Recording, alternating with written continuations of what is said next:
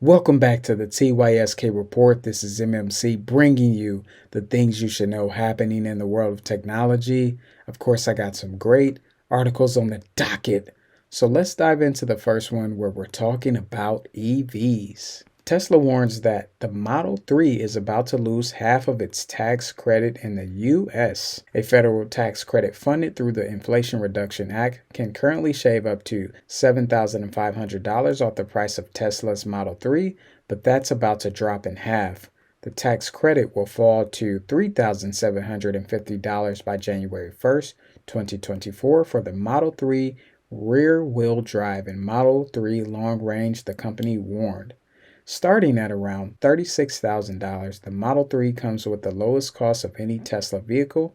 Now, Tesla says the full tax credit will only be available to deliveries made through December. Now, why is this, you might ask? Well, it looks like Tesla will be unable to meet sourcing requirements under the Inflation Reduction Act that might also affect tax credits for the Model Y and the Model X next year. So even though the Model X or the Model Y was not mentioned, they could also be affected by this news. So if you were thinking about getting any of those vehicles or the Tesla Model 3, you want to probably look into placing your order before the end of December, because if you want to take advantage of that full tax credit, you might as well do it now. Otherwise, you're only going to get half of that, and who even knows, you might get none of it. So just be on the lookout for that. And if you're thinking about getting a Tesla, just think again, because the end of December is approaching very, very fast. Let's move on to the next article. GM, EVgo, and Pilot are making progress on their big coast-to-coast EV charging network. Interesting. General Motors, along with its partners EVgo and Pilot Travel Centers, announced that the first new stations of its coast-to-coast EV charging network will open before the end of the year. The companies announced the opening of 17 stations today. Before the end of the year, at least 25 stations will open, with around 100 charging stalls in total. Some of the stalls will have DC fast charging capacities of 350 kilowatts, which can deliver more than 200 miles of range in just 10 minutes. The company said that they expect to install 200 more EV charging stations by the end of 2024, and the stations will be located at approximately 500 Pilot Flying J truck stops and managed by EV charging company EVgo. The companies are seeking to offer a slightly elevated experience compared to what's available at most fast charging locations. That includes canopies to protect people from the elements, pull-through charging stalls for EV towing, access to food and restrooms, and 24/7 monitoring for safety. So I think this is a great idea of what these companies are doing. And as much as people like to say that it's taking a while, I don't see any infrastructure for EVs and things of that sort, this type of news quickly kills that information. And with this, one thing I like about it is that Pilot is very known when it comes to traveling. I'm sure if you travel across from coast to coast throughout the United States, you possibly have ran into a Pilot station to get some gas. So I think this company, by having these EV charging stalls at the Flying J, they're going to be very, very familiar. This is going to be a familiar company for people, which could give them a sense of wanting to have some trust in a company like that when it comes to traveling in the EV. So they may find themselves wanting to start to think about trading in their current vehicle for an EV, because now they have a brand and a company to trust when it comes to having somewhere where they can charge their vehicle to make sure that they get to where they're going and get back to where they came from. So this is just something to be on the lookout for, and you may run into one of these stations maybe next year. Let's move on to the next article. X is now licensed for payment processing in a dozen U.S. states. Elon Musk, as stated, is moving forward with his plans to turn the company formerly known as Twitter, now called X, into the Everything app that includes its own payment system.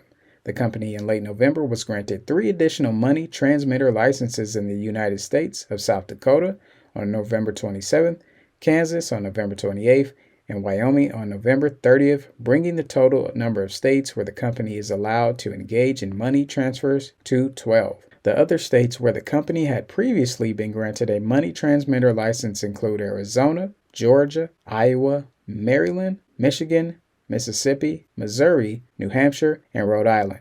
As Elon Musk has vision for X, he wants X to be a place where users will be able to send money to others on the platform and extract their funds to authenticated bank accounts, and perhaps later a high yield money market account that would encourage people to keep their cash in accounts with X. So this is going to be interesting for this company and for Elon. Right now I see X as being on a seesaw where they're either on this side or this side. On one side, they could easily completely fall to the wayside, and people will remember it as Elon's probably experimental project, or it could rise to the occasion and become a very powerful app where people are doing a lot on it and will become that everything app. Also, it is a global app, so there are a lot of people from different countries besides the US who are on there. This could get very interesting in 2024, especially if he gets more money transmitter licenses, but also if he gets one of those licenses outside of the country. So it's just something to be on the lookout for. And if you're on X, you might see some changes in the new year. Let's move on to the next article. Wrightbot, which is developing robots to unload freight, lands investment from Amazon. Wrightbot, a startup developing suction-based robots that can unload truck transported freight in a range of sizes, has raised $6.25 million in a funding round led by Amazon's Industrial Innovation Fund with participation from SOSV and Entrepreneur First. Wrightbot's robot can, the company claims, automatically unload trucks, trailers, and container ships, and it leverages a conveyor belt.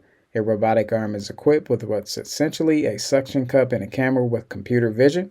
And if you can see right here, here's a nice little GIF of this Wrightbot that's taking this packages, moving it from where it was down to a place where the conveyor belt takes the package somewhere. The robotics industry is currently experiencing an unprecedented upswing. We're seeing a significant shortage of manual labor for repetitive tasks in warehouse, which is driving demand for robotic solutions, co-founder Duda said. And that is not the only company working on something like this, because if you look right here, this is the Pickle robot, which is backed by Hyundai and Boston Dynamics. If you can see, it's kind of doing pretty much the same thing that the Wrightbot was doing, but it's just a different company, different type of robotic arm, but it gives you some stats right here.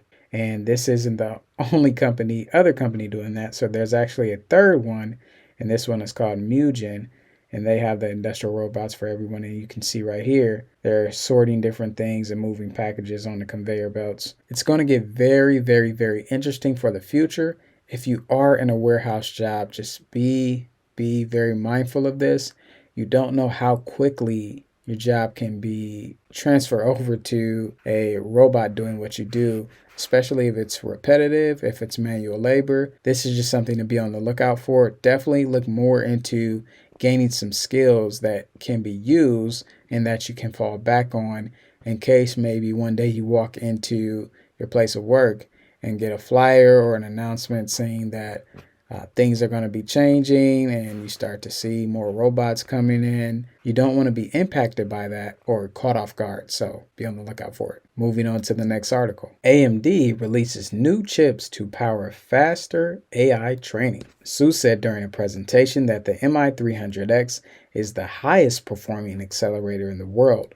She claimed the MI300X is comparable to NVIDIA's H100 chips in training LLMs, but performs better on the inference side, 1.4 times better than the H100 when working with Meta's Llama 2, a 70 billion parameter LLM. So if you were interested in that new chips, or if you like chips, this is just some quick information for you to look into AMD's new AI chip. And let's move on to the next news. IBM Meta launched AI Alliance with over 50 tech members to advance open, safe, and responsible AI. IBM and Meta launched the new AI Alliance today in collaboration with more than 50 founding members and collaborators around the world, including AMD, Anyscale, CERN, Cerebras, Cleveland Clinic, Cornell University, Dartmouth, Dell Technologies, EPFL, ETH, I'm not sure if that's Ethereum or not, but ETH, Hugging Face, Imperial College London, Intel, Insight, Linux Foundation, ML Commons, Mach Alliance operated by Boston University and Harvard University, NASA, NSF, Oracle, Partnership on AI, Red Hat, Rhodes-In, ServiceNow, Sunny Group, Stability AI, University of California, Berkeley, University of Illinois, University of Notre Dame, and the University of Tokyo and Yale University. So that was the news for today. And to continue to stay up to date on the things you should know happening in the world of technology, definitely check out these two videos right here, because this is more great news of things you should know happening in the world of technology.